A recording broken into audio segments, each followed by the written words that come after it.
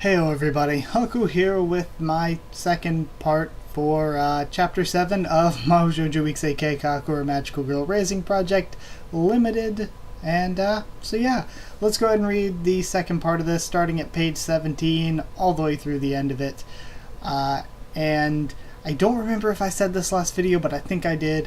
But at least for right now, until things get better with me keeping up with everything on the channel, I'm gonna be doing just the one video a week, because it's still a pretty long video, one video for Magical Girl Raising Project every single week. Just doing the one on Tuesday, and hell, when do I ever actually get it out on Tuesday? This one's late even. But yeah, things have just been a little bit rough for me the past few weeks, and I haven't been feeling well either. At least that's more the past 2 days. I just got a fever yesterday. But yeah, because of that, just doing these every single Tuesday, at least hopefully when I finally get back on track and catch up to all the stuff I'm behind on. So yeah, that's where I'm at with these. But for the first half of this, we saw our first death this arc. Captain Grace got offed. And I wasn't really all that sad, because out of all the characters this arc, Captain Grace is probably my least favorite. There are some that I'm kind of like towards. I don't really have much feeling, and we've spent 6 chapters of build-up and there's still characters where I'm like but Captain Grace was one of those. I really didn't like her all that much, so she was the first death. That's whatever. Wedden has been brainwashed. That is very much not good, and because if that's a permanent thing, then Wedden's pretty much done. Like, if that's a permanent thing, then even if they capture and take down Pukin, they still can't ever trust Wedden, because she'll want to break her out. She'll be completely loyal to her. So yeah, Wedden could be done if that's permanent. And also, Hana got taken down and kidnapped by Pithy and Tot Pop. So yeah, really things are going terribly, terribly bad right now. And I guess unless you're rooting for Team Pithy, but why would you be doing that?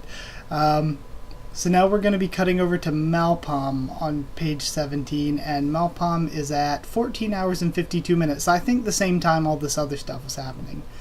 At least I think so. Let me scroll back up really quick and see if it's at the same time. 14:52? The last one was at 15:15. Okay, so this is actually about 30 minutes later. Okay, so about a half hour later. Not quite, but about there, we have Malpom. Only the traces of battle remained in front of the factory, so she's at the factory now. Neither her enemies nor her allies were here. Malpom chewed her thumb. She's been traveling around ever since the apartment battle. Flying out haphazardly, the Arabian-style dancer came in asking for help. Coming down towards Malpom and the other two without any ill intent, as they were walking around the city searching for their allies and enemies. Despite her attitude, however, she was completely silent. She was familiar to her. They fought in the sky, and she escaped as well. The Arabian dancer ignored Malpom's questions, went straight to Postery and Rainbow and said, "Wedden's being chased, please help." When Pom tried to get her to explain by grabbing her shoulders and turning her around, she disappeared like a puff of smoke.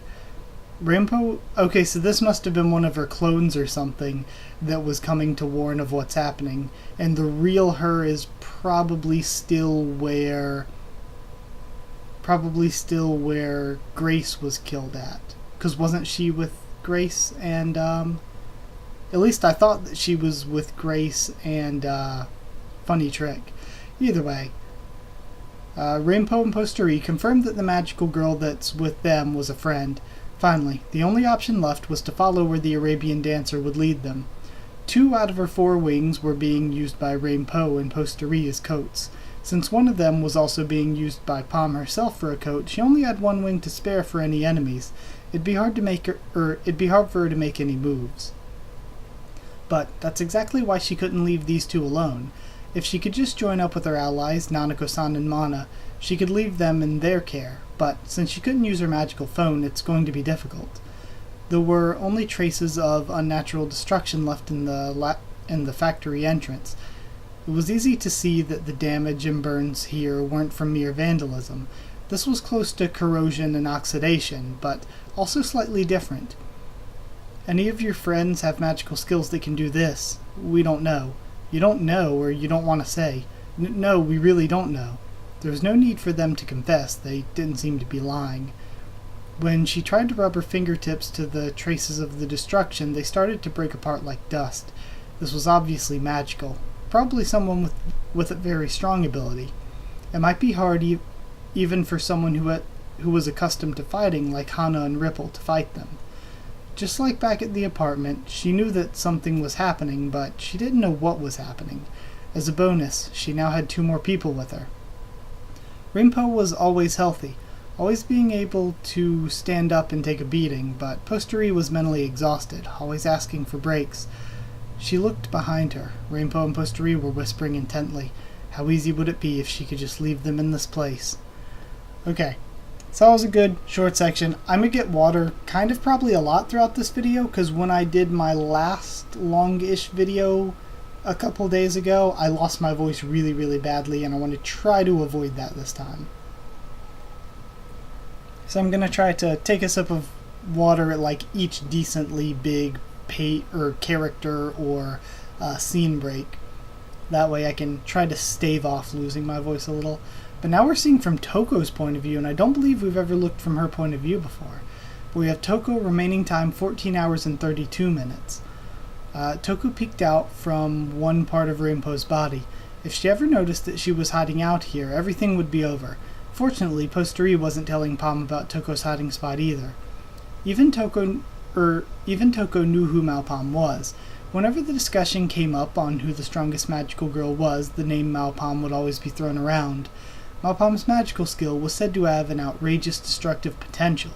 They probably at least didn't even need to capture the culprit. Having her around was like if a tank was set in response to a policeman's request for backup. Damn it, I can feel her overwhelming sense of death from here. Toko did consider the possibility that the Foreign Affairs Division might send a powerful magical girl.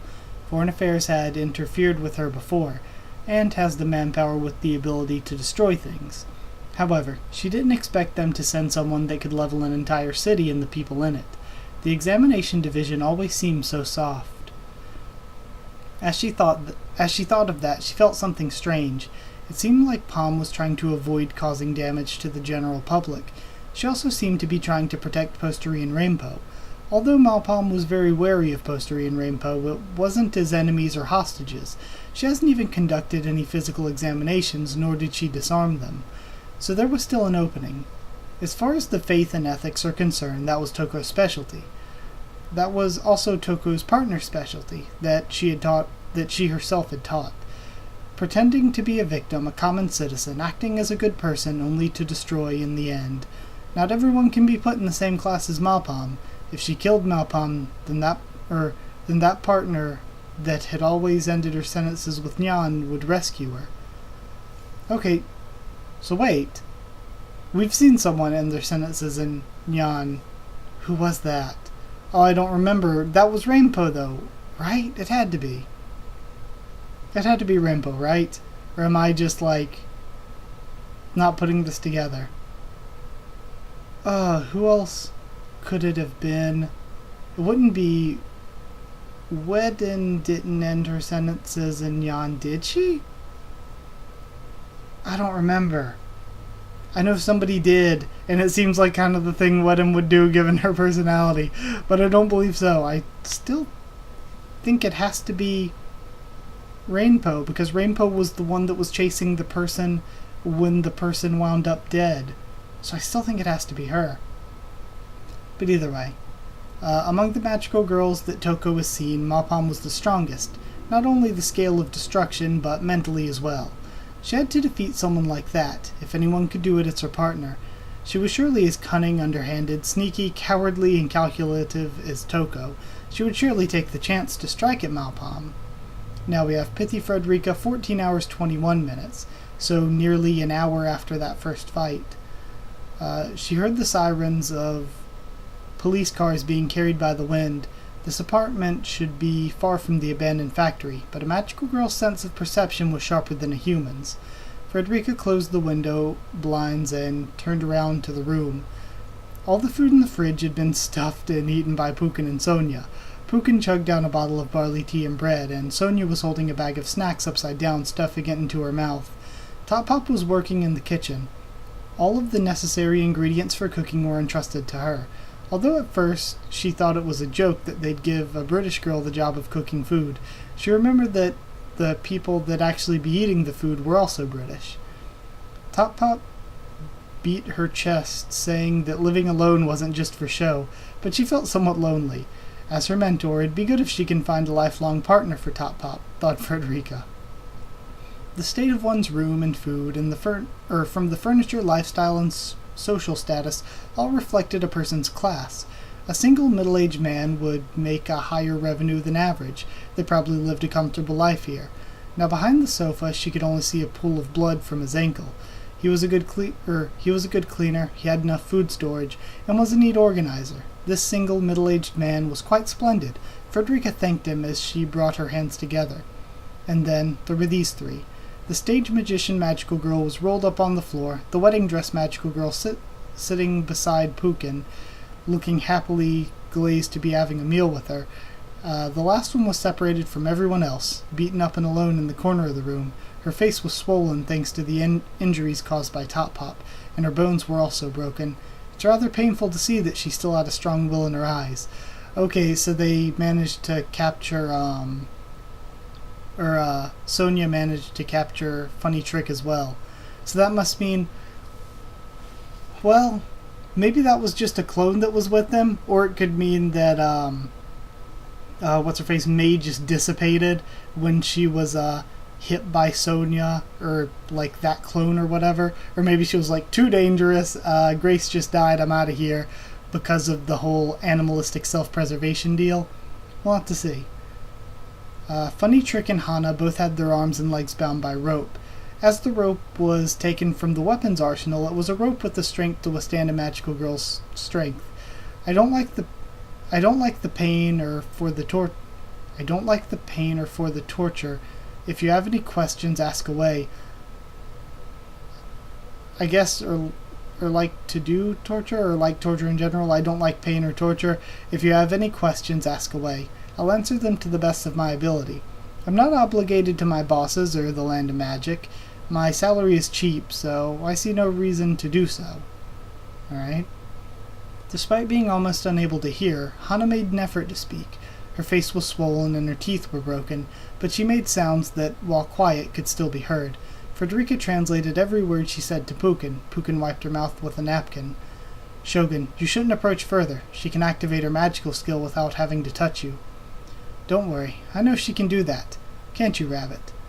Pukin drew out her sword, standing 3 meters away as she pointed it towards Hana. There's a power that exists in people who haven't received any gratitude from the land of magic or their bosses. You, however, don't have the stagnant, muddy, broken, rotten eyes of a retired official. You have the glimmering, beautiful eyes of a proper magical girl. It displeases me. Frederica translated. Oh, these pretty eyes. That's just eyeliner. Listening to Frederica's translation, Pukin shrugged her eyebrows. Even Frederica knew that Hana had no intention to cooperate. Hana's magical phone's inbox was empty. There had to be some arrangement, like an emergency meeting place or something, but whenever they asked her, she always replied back, there's nothing. If I know something, I should talk, and if I don't know, I should talk, right? Obviously. Still, I'd happily tell you how to properly use some eyeliner. Okay, so, the thing is, couldn't Pukin just cut her and then have her answer whatever? But either way. When Pukin heard that, she threw her dagger with her left arm without saying a word. As it penetrated the wall, between the wall and Pukin was a rabbit's ear. As it dropped halfway toward the middle, Hana bit her teeth, suppressing a scream. Ah, it seems she's in pain, thought Frederica as she saw her face. The stage magician magical girl yelped as well. I thought you didn't want to hurt people.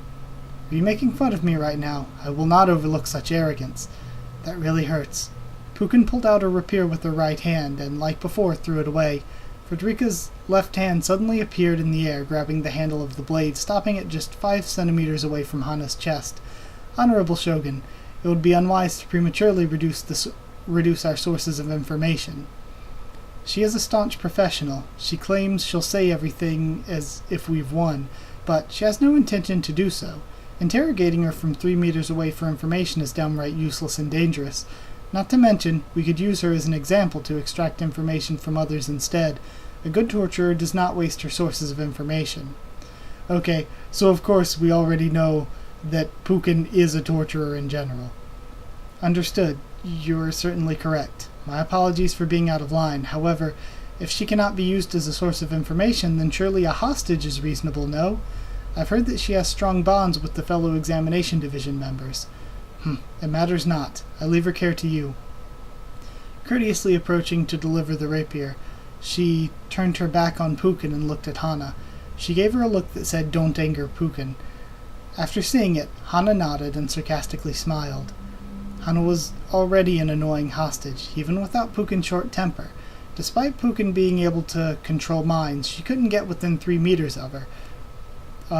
It'd be fine if she were knocked out like last time, but if they inflicted serious injuries this time, it'd be hard to do it without killing her.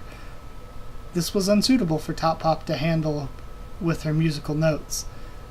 So I guess the reason she can't just cut her and use her power on her is because if she got close enough to be able to do that, then she would be close enough to be able to be taken out using Hana's power. The strategy of using Wedden's magical skill forcefully on Hana was ruined by Wedden and Hana always arguing every time. Hana's also seen that Wedden and Frederica were against her, so when they allowed her to talk to Wedden, it was already unnatural. Despite not knowing Wedden's magical skill, Hana could see through their attempts. Pukin's assessment of Hana's stubbornness was no mistake. She looked at the remaining magical girl. The stage magician magical girl was clattering her teeth. She already heard the things she wanted to know from Wedden. Ever since Wedden became Pukin's follower, she answered everything she didn't want to be asked. Thanks to her, she knew that Toko was with a middle school magical girl, the names and abilities of everyone, and even their human names, all written down on notebooks. As a leader, she had to know everything about her members. Having even the teacher and the science room turtle become magical girls made Frederica extremely interested.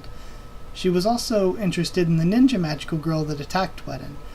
Since she was Wedden's opponent, there was no other personal information that she obtained about her. However, she knew her physical appearance, a ninja with a missing arm and eye, being able to fire kunai and shuriken with the control of a knitting needle and the rapid-fire speed of a machine gun, sewing up Wedden's costume to the top of the roof of her apartment, making her unable to move. As much as Frederica is aware, there was only one magical girl like that. Frederica's latest apprentice, Snow White's friend, Ripple. Ripple was inside this barrier. When Frederica realized that, a sense of happiness penetrated Frederica's spine. Perhaps she was not alone. Maybe Snow White was here with her. That thought made her knees weak with joy. Destiny was a mysterious thing among magical girls. It was even more noticeable. Don't you think so? Yes. Wedden's answers had no feeling in them. Is it because she didn't know the subtleties of being a magical girl, or because she was being controlled by Pukin? The pirate Captain Grace had been killed by Sonia. The genie Tepsukeme lost half of her body and escaped into the air. It wasn't because she simply had strong vitality. Was she able to reinforce her missing body part with the wind? Or was it because she was originally made of wind that losing her body part wasn't fatal? However, whatever it was, she seemed to be the toughest magical girl among them. Was the assassin one of the middle school magical girls that Wedden had told them, or were they all victims? By the way, Pukin swung her rapier, splattering blood on the blue sofa. I believe my work is almost done. What do you mean? Have we perhaps captured this VIP you wish to seek? I'm talking about that one over there. Frederica glanced at the stage magician magical girl. Funny Trick was shivering, shrinking, and her skin was full of sweat, and was pitiably afraid. You're saying she's the assassin we've been looking for. I have confidence in my years of experience as an examiner. I can understand a person by seeing them. I see. That's a reliable basis to have. She had a pirate friend, right? Yes, she had. She was talking about the magical girl who had been blinded by Sonia caressing her face and died miserably. That magician over there. Pukin sheathed her rapier, careful not to tread on any of the blood on the floor, picking up the dagger that was stabbed into the wall, and also sheathed it.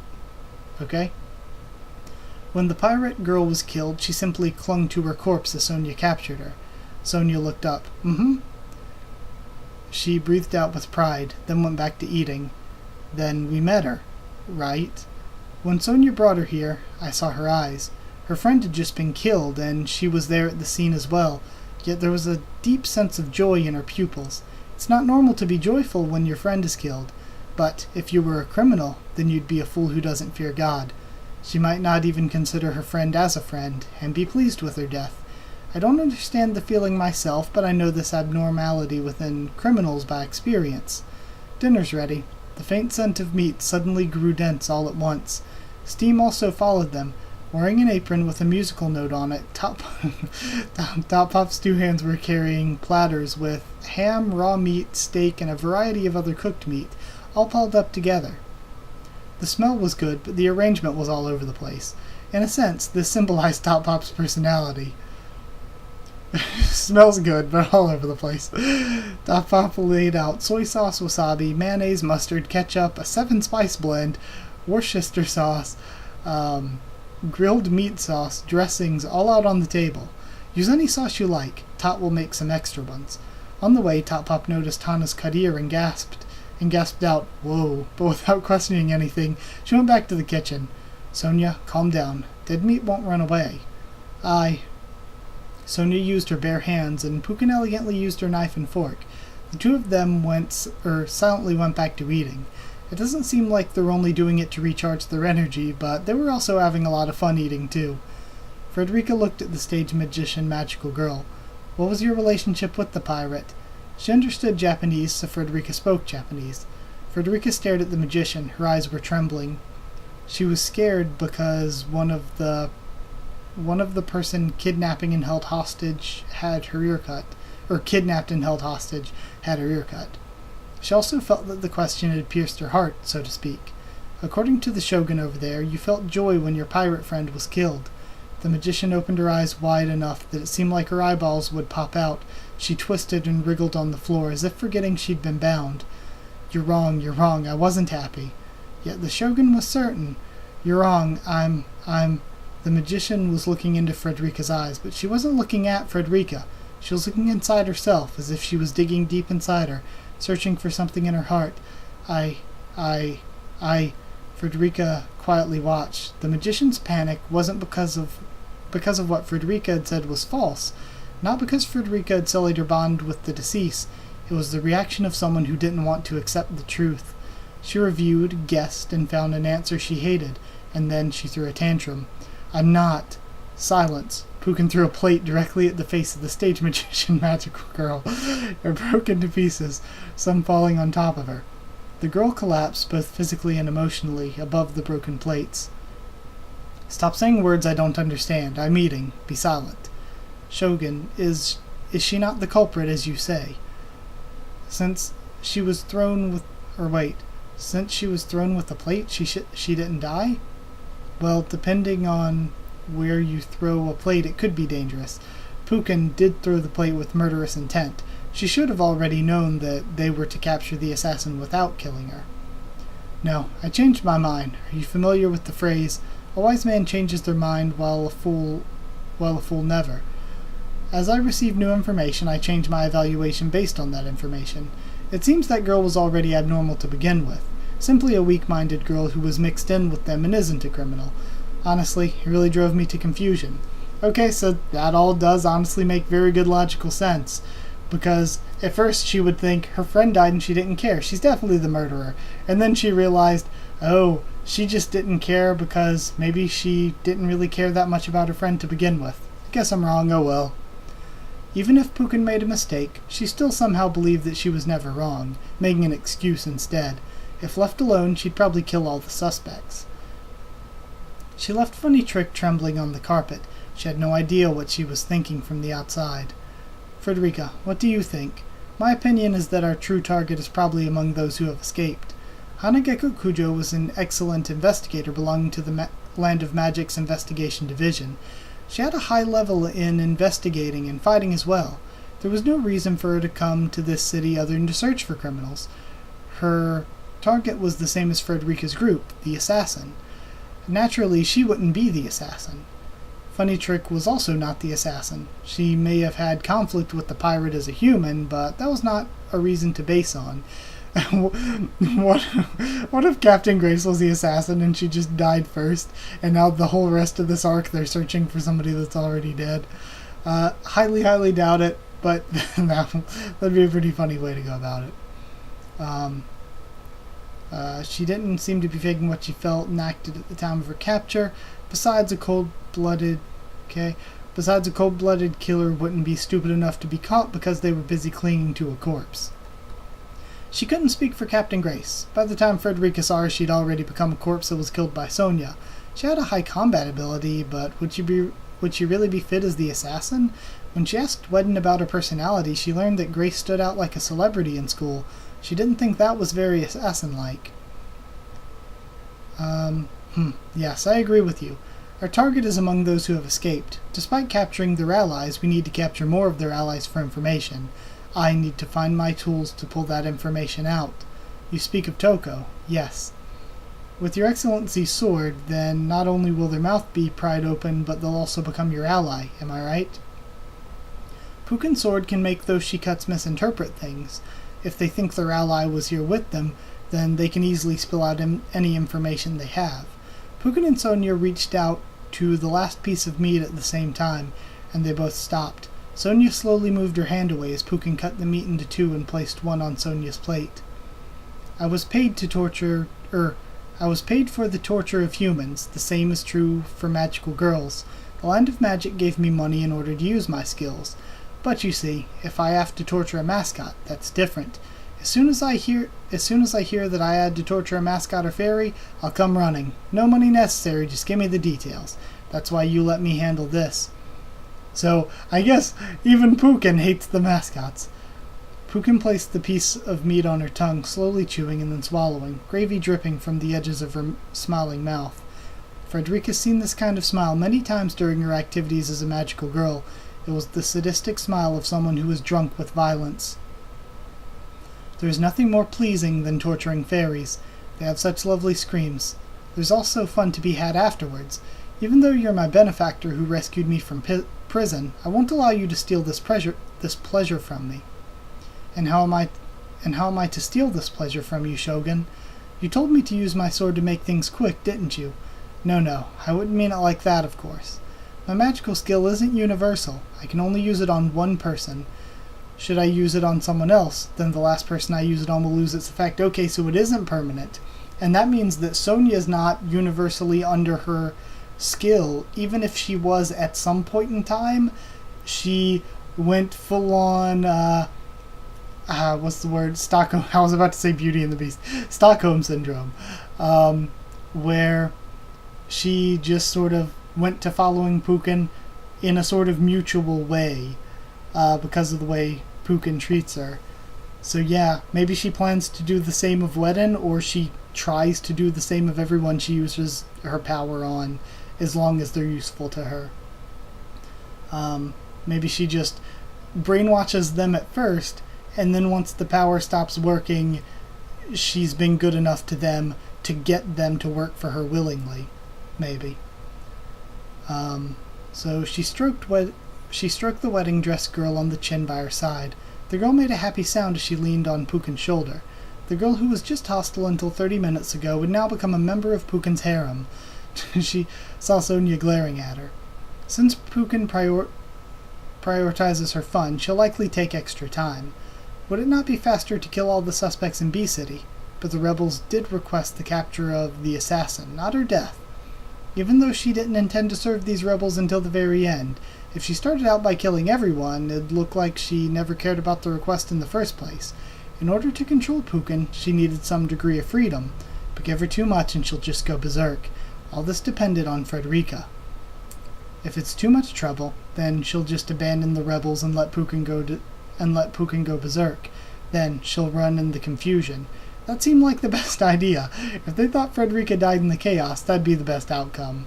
Alright, time for seconds. Top Pot brought in more cooked food.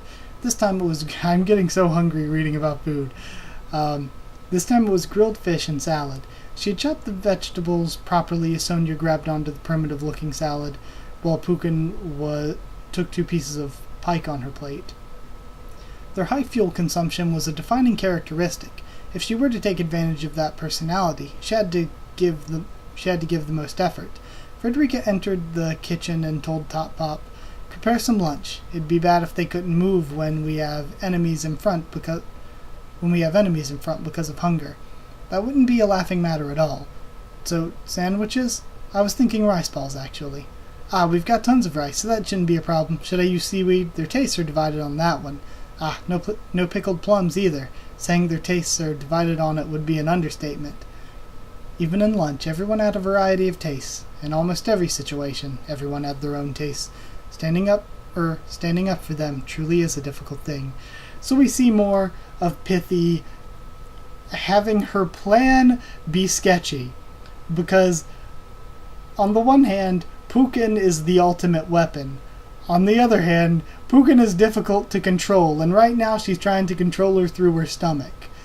But either way, that was interesting. I'm sorry if I was kind of crappy at reading through it. I don't know. It's just like I said, I've had a fever. I'm a little slightly delirious, I suppose, because of that. But yeah, either way, I don't know. It was pretty good. We got to see the continuation of what went on after the big fights at the beginning. So I'm kind of most interested right now with what's going on with Mapam and with May, because we don't know where May is at the moment. She could be spying on this group right now for all we know. And Mapam's group now has seen the aftermath of this fight, and also we haven't seen yet what happened with, I'm thinking, is there any other group we haven't seen? So we have the 4 prisoners who have 3 hostages, 1 dead, and considering May and the other 3, that's 12. So there should be 4 left, and yeah, that's Ripple's group. I was wondering if there was any group other than Ripple's group still out there. I was forgetting. But I'm interested in seeing what Ripple's group does next too, since we didn't get to see them at all, at least for this half, and I don't remember them from the first half either. I'm not quite sure. I'm interested to see what they'll do as well. I'm hoping they can meet up with Malpam soon and go to rescue the others. Yeah, guess that's about where I am. And like I said, I completely agree with Pukin and Pithy's sort of way they're thinking about the assassin. Sorry, I'm losing my words, but their kind of way that they're profiling the assassin, where they can tell it isn't Funny Trick, that she just, I guess we're gonna have more backstory for her, but I guess she really just didn't care that much about Captain Grace. Kind of feel ya, Funny Trick. So yeah, that's it. I'll end this one here next Tuesday, so hopefully actually on time. 5 days at this point. Hopefully I will have the first part of Chapter 8 up. So yeah, that's it. I hope you enjoyed the video. If you did like the video, comment down there to tell me what you thought of this chapter and what you thought of my thoughts and reaction to it. Subscribe for more Magical Girl Raising Project, much more on the channel. Follow on Twitter if you want. I can try to keep you updated there and stuff for the channel. And yeah, I guess that's it. If you want a link to the Discord server to talk to me or more of us there, just ask and I'll give you a link. That's it. Thank you once again for watching, and I'll see you all next time.